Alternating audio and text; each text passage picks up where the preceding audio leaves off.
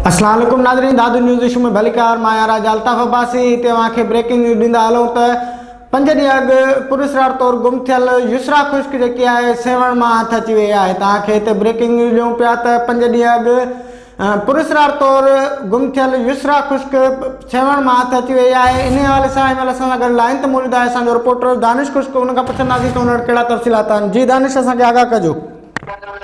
जी बिल्कुल अल्ताफ़, दादू मां कुछ खबरी है, वडी खबर है तो दादू मां 5 ॾींहं वाला पुरस्कार तौर गुम थी वियल 4 साल निंगरी जेका युसरा दी बचल खुश्क वो आज 5 ॾींहं ते दादू जे सेवण जेका दरगाह कलंदरलाल शहबाज दरगाह उतां वारसन के हटाई है।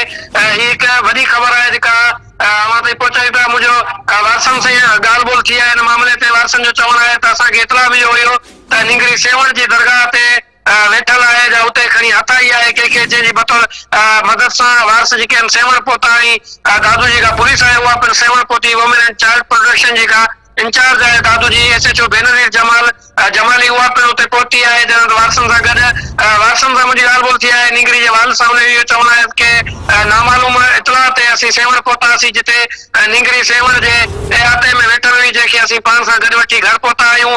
हिन वक़्तु निंगरी जे जेके घर में ख़ुशी ऐं मिठाइयूं विरहायूं पियूं वञनि ऐं ख़ुशी जी लहर आहे।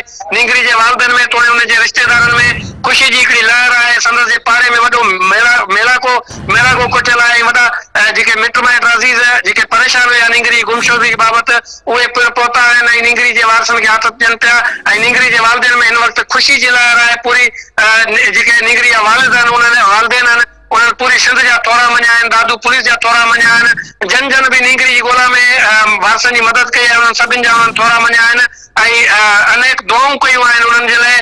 उन्हनि दादू प्रेस क्लब जे मेंबरनि तोड़े जेका चाइल्ड प्रोटेक्शन जे इंचार्ज आहे बेनजीर जमाली जा जेके सियासी मेंबर आहिनि जेके ॿारनि जे हक़नि जे लाइ दादू समाजी तंज़ीम कमु करे पई उन्हनि जे अॻवाननि खे पिण हज़ारे दुआऊं ॾिनियूं आहिनि ऐं उन्हनि खे उन्हनि जा थोरा पिण मञिया आहिनि। जी अल्ताफ़।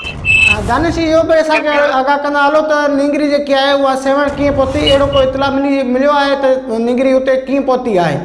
बिल्कुल अल्ताफ़, मुझे वारसन से ॻाल्हि ॿोल मुख़्तसर थी है। उन्हनि खे पूरी सिंध में कॉलूं अचनि पियूं। हींअर उन्हनि जे करे वारसन जा जेके नंबर उन्हनि बिज़ी रहनि पिया, पर उन बावजूद भी निंगरी जे वाल सां मुंहिंजी थोरी घणी ॻाल्हि ॿोल थी है। उन इहो ई चयो आहे कि नामालूम शख़्स इतला ॾिनो त निंगरी सेवण में मौजूद आहे जितां तव्हां वञी निंगरी जी वारसी कयो अची। उन इतला ते उनजो वालिद आहे जेको युसरा जो उन ॿुधायो त उन नामालूम इतला ते उहो सेवण पहुची निंगरी खे जेको आहे पाण सां गॾु घर वठी आया आहिनि। जी इन हवाले सां पुलिस सां तव्हांजो राब्तो थियो आहे? पुलिस जो कहिड़ो मौक़िफ़ आहे?